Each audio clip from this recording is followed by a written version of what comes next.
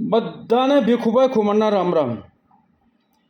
જેસલ તોરલના કહેવાથી પછી ભગત બન્યા છે, પણ ભગત બન્યા છે. હવે અત્યારના સમયમાં કોઈ સાધુ થાય છે, સંત થાય છે, કહેવાય કે એને ત્યાગ કર્યો છે, પણ ત્યાગને બદલે અટાણે બધું મેળવે છે એમ કહીશ તો અતિશયોક્તિ નહીં લાગે. કારણ કે પહેલાં જેણે જેણે તજી દીધું, જેણે જેણે ત્યાગ કર્યો એને સંપૂર્ણપણે ત્યાગ કરી દીધો. પછી જેસલ હોય તો ભલે,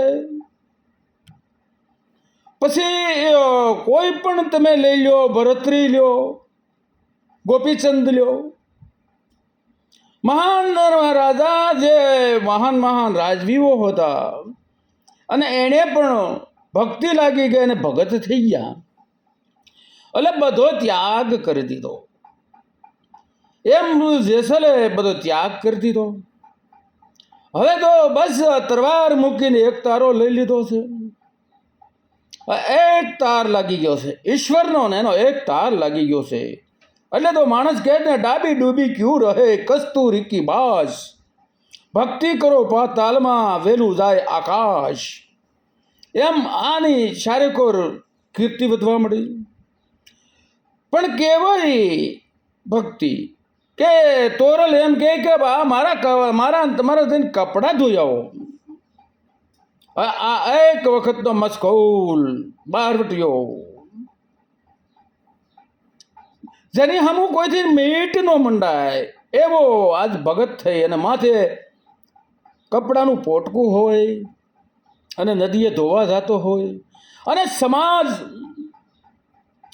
ભક્તોને કે જે કાંઈ સરળ માણસોને અતિશય નડે છે. સમાજ સરળ માણસને જ નડે છે, કારણ કે સરળ થયો ને એટલે માણસને ખબર પડી કે આ સરળ છે, પછી એની સામે કોઈ બીક ન હોય. કારણ કે આ સમાજ બીતો હોય ને ત્યાં સીધો રહેશ, બીક નહીં કોઈ કઈ. એટલે મસ્કરી કરે છે કે હા આમ જોઈ લ્યો, આ એક બાજુઓ કહેવાતો હતો, અને આવો રાખો બાયડુના કપડાં ધોવા જાય, આવા આવા દાંત કાઢે છે. પણ આને તો એક તાર લાગી ગયો છે, પણ એમાં કાંઈ કમીના નથી. એમાં એક દિવસ પોતે જેસલ જુનાગઢ જાય છે, સંતોને મળવા જાય છે, અને તોરલ હાજર છે.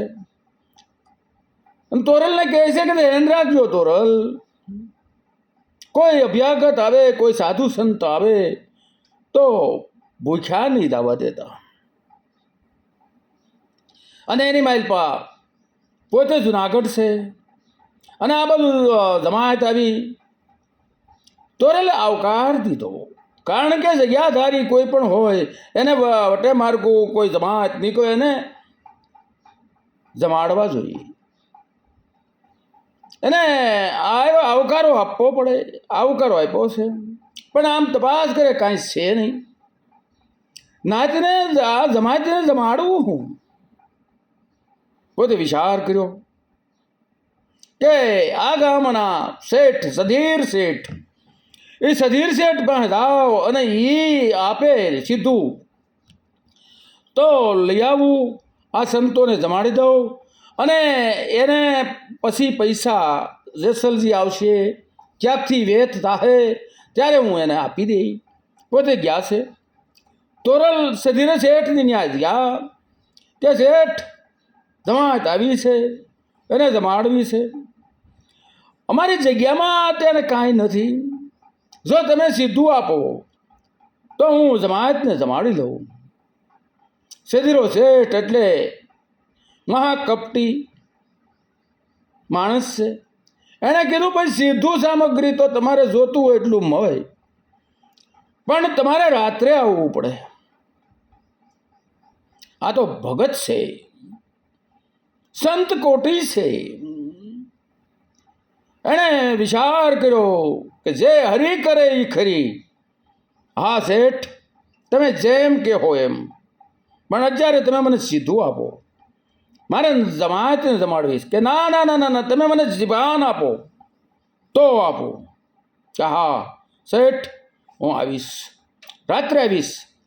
આ બધું સીધું આપ્યું. તમામ સાધુ સંતોને જમાડ્યા છે. સંતો જમીન નીકળી ગયા અને આ બધુંથી જેસલ જે જુનાગઢ ગયા હતા ત્યાંથી પણ આવી ગયા. ત્યાંથી જેસલ આવી ગયા છે. આવી ગયા ને હાંજ પડી એટલે તોરલ કહે છે કે જેસલ આ જમાત આવી હતી એને મેં જમાડી, પણ સીધું કાંઈ નહોતું. હું તો સધીરા શેઠથી ત્યાંથી લઈ આવી છું અને રાત્રે જવાનો વાયદો કર્યો. ઓ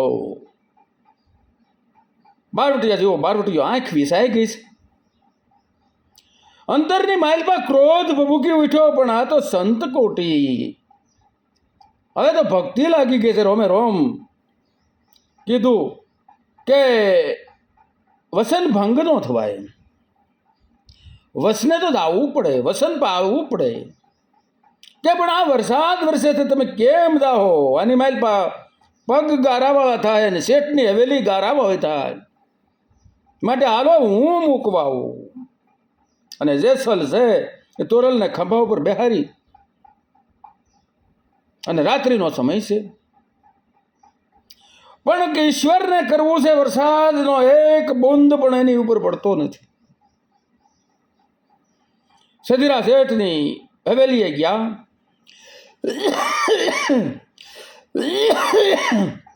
તોરલને કહે છે તોરલ તમે દાવ, હું અહીંયા બેઠો છું, બોલતા હારે પાછા આપણે હારે યાદ આવું.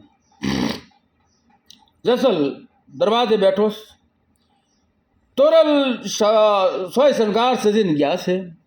સધીરો શેઠ વાટ જોવે કે કઈ વાણિયા તે આવું કર્યું, આમ કોઈ આવતા છે, આ ખોટું સીધું સામગ્રી દઈ દીધી એવો વિચાર કરે છે.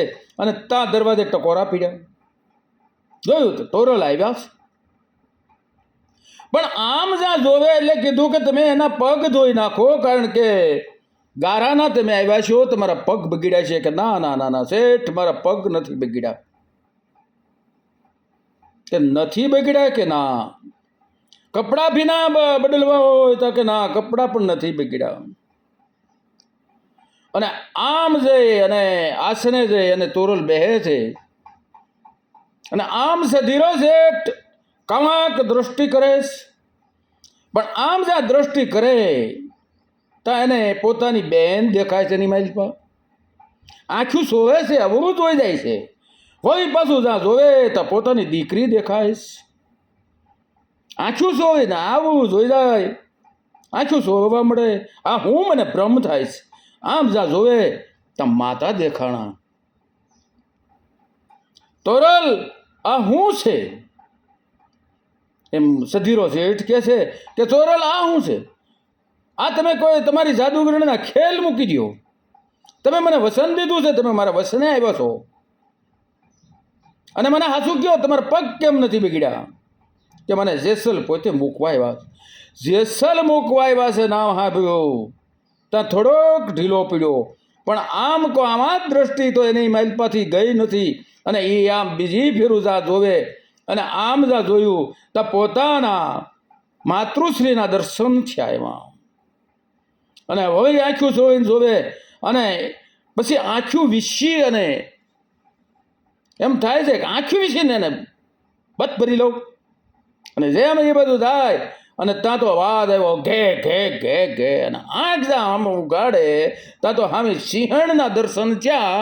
અને સિંહણના દર્શન થતા ગાંઠ તૂટી ગયા અને ભાગ્યો છે. ભાગ્યો પણ દરવાજાની માઇલ પાય અને એમ શું આગળ સિંહણ મને ખાઈ જાય, મને મારી નાખશે. બંધ દરવાજો છે, ખબર નથી, દરવાજો ખોલવા મથે છે.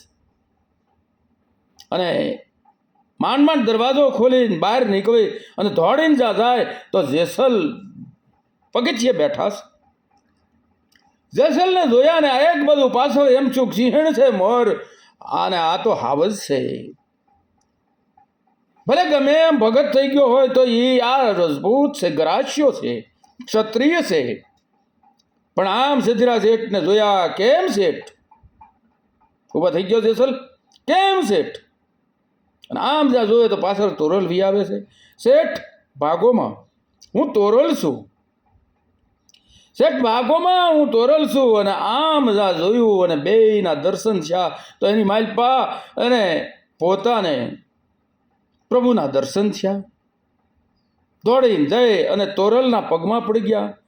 હે સતી, મેં તમને ઓળખ્યા નહીં, મને માફ કરી દો. અને જેસલના પગમાં પડી ગયા. એ તમે પણ પીર થઈ ગયા છો, કારણ કે આ તોરલનો પ્રતાપ છે. એટલે તો કહેવાનું, તોરલે ત્રણ તારિયા 66 યોને સધીર, જેસલ જગનો સોળતો ને પલમાં કીધો પીર. તો આ વાત અહીંયાથી આપણે મૂકશું, ત્યાર પછી ક્યારેક બીજી વાત કરશું. ત્યાં લગી જય માતાજી, જય માતાજી.